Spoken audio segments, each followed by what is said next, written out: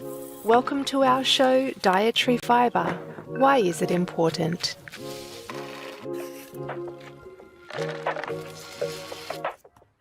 When thinking about nutrition, dietary fibre probably doesn't top our list of nutrients of concern. But it's wise to start keeping an eye on it, as most people don't meet the daily intake recommendation. The ideal amount is 38 grams for men and 25 grams for women in a 2,000 calorie diet.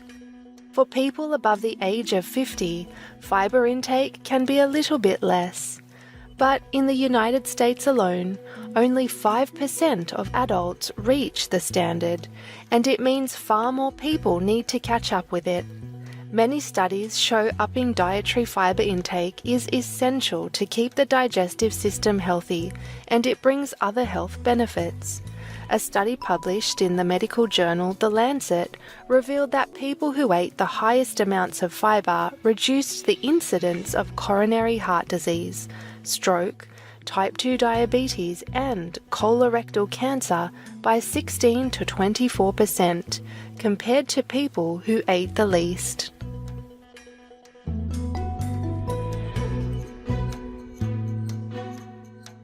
Dietary fibre is the material from plants that cannot be broken down by human digestive enzymes.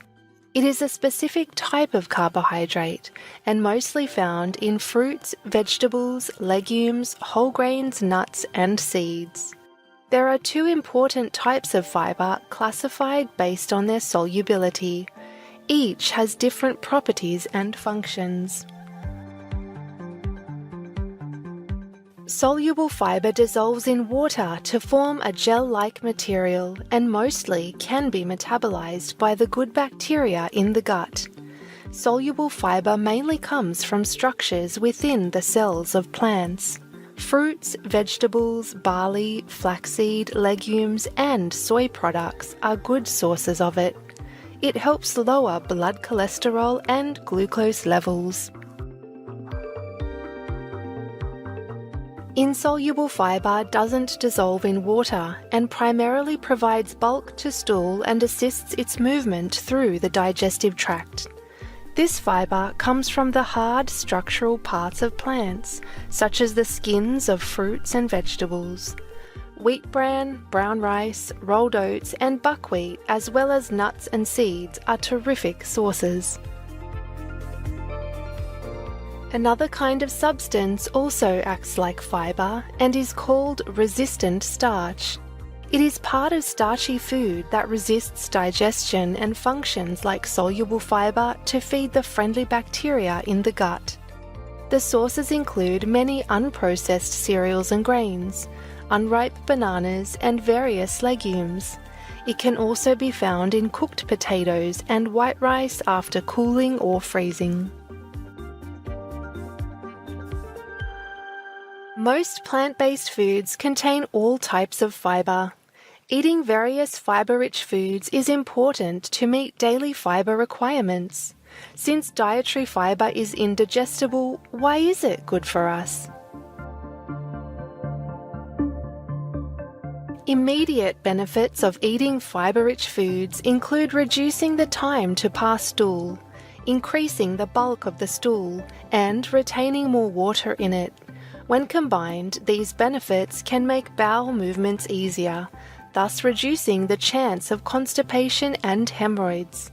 Furthermore, soluble fibre can slow the absorption of foods during the digestive process, which can reduce blood sugar and insulin spikes after meals.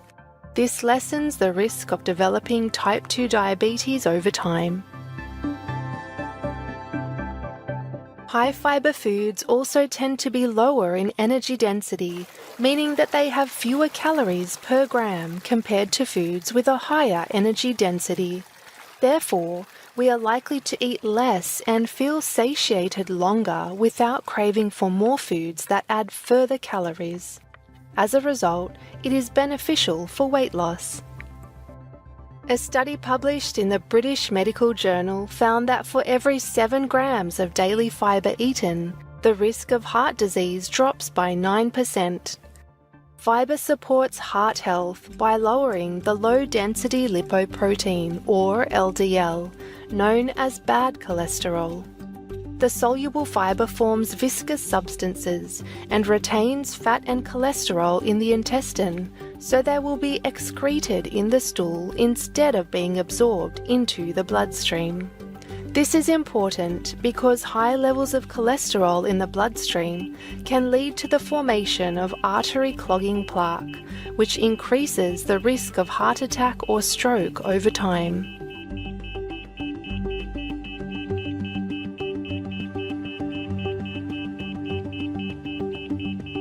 After a big portion of undigested fiber reaches the small intestine unchanged, what happens next? As fiber moves to the large intestine, gut microbiota will ferment and digest it. The products of this process stimulate the bowels and promote water retention in and bulking of the stool.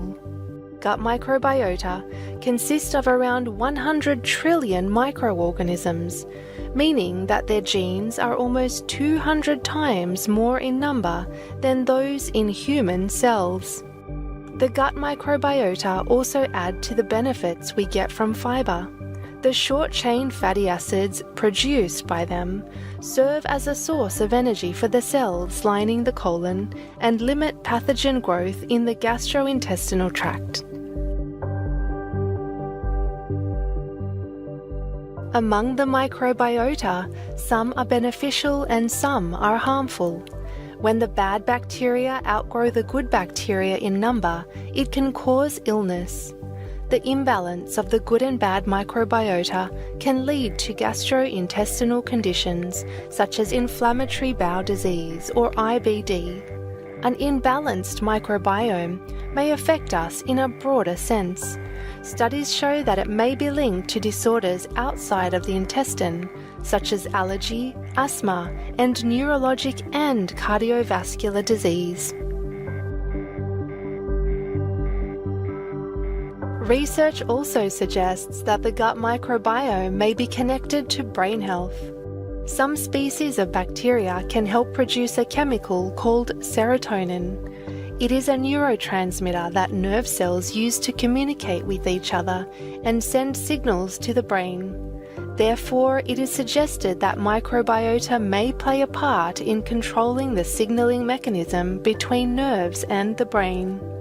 Apart from the physical health benefits, dietary fiber also has a positive impact on our mental health.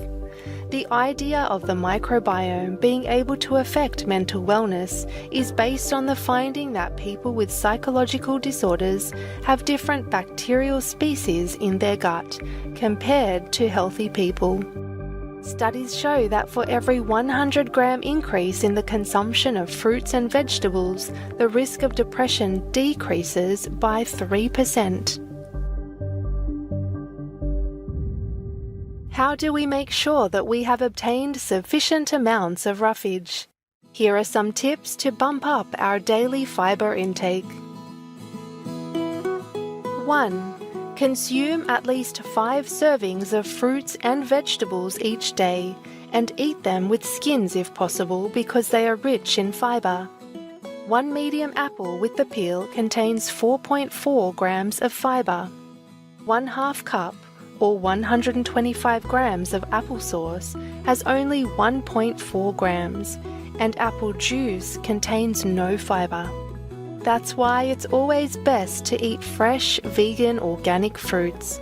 Before you eat them, make sure that you wash the produce properly to remove any contaminants as much as possible. 2. Add fiber-rich foods to your diet.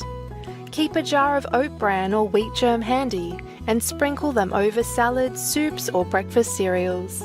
You may also stir 1 tablespoon or 15 grams of chia seeds or 7 grams of flaxseed into oatmeal or a smoothie, as they will give you an extra 3 to 5 grams of fiber. 3. Eat high-fiber foods. Beans, peas, and lentils are excellent sources of fiber. Only half a cup, or 192 grams, can provide around 7 grams of fiber. 1 cup, or 185 grams of quinoa, will provide 5 grams of fiber, so adding some whole grains to each meal is a good combination. 4. Switch from refined to whole grains by choosing brown rice or whole grain bread. 1 cup or 202 grams of brown rice can provide 3.5 grams of fiber. 5. Desserts can also be included. Substitute white flour with whole grain flour when baking. Add crushed bran cereal, wheat bran or uncooked oatmeal to vegan cakes, muffins and cookies. They give these wonderful treats a healthy boost. When increasing fiber intake, do it gradually and with plenty of water to avoid symptoms of gas, bloating and diarrhea. For people who have a wheat allergy, gluten intolerance or celiac diseases, consider eating high-fiber, gluten-free foods like millet, quinoa, buckwheat or gluten-free oats to help avoid a fiber deficiency. If it is difficult for you to reach daily roughage intake recommendations, taking a fiber supplement is an alternative way to boost your consumption. Fiber supplements include cellulose, pectin, guar gum and psyllium husk, to name a few. It's recommended to consult with a dietitian or doctor to see whether it is right for you. Otherwise, dietary fiber from natural sources is always a better choice, as they also contain vitamins, minerals and antioxidants, which are essential for optimal well-being. We appreciate Mother Nature for providing us with many fresh fruits, vegetables and grains to nourish our health, and wish that you and your loved ones benefit from wholesome, fiber-rich foods.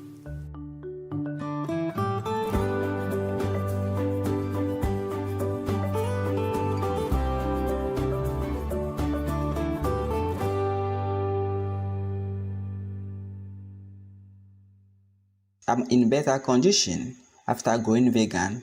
My endurance has gone up and I haven't gotten tired at all during the whole season. Salim Studamir, vegan. Warm-hearted viewers, thank you for your company today on our program.